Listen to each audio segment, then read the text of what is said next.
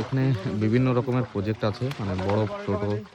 তো বড় প্রজেক্ট থেকে বড় মাছ তুলে বিক্রি করা হয়, আর ছোট প্রজেক্ট থেকে মাছগুলো নিয়ে আবার ওই বড় প্রজেক্ট পাশে দেখতে পাচ্ছেন ওই পাশে ছাড়া হয়।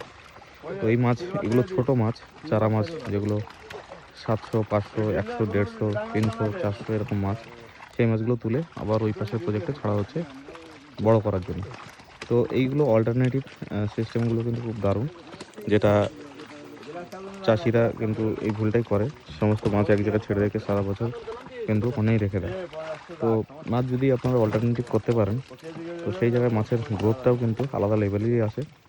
তো এখানে দেখতে পাচ্ছেন মাছ কিন্তু জাল করে ছোট মাছগুলো বেছে 500, 600, 700 ওজনের মাছগুলো বেছে বেছে তুলে নিয়ে আর অন্য সাইডে ছাড়া হচ্ছে।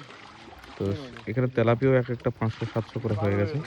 তো সেই মাছগুলো আবার ওই বড় প্রজেক্টে দিলে সেখানে 1 কেজি 1.5 কেজি ওজন তেলাপিয়া হবে, বাদ বাকি মাছ আরও অনেক বড় হয়।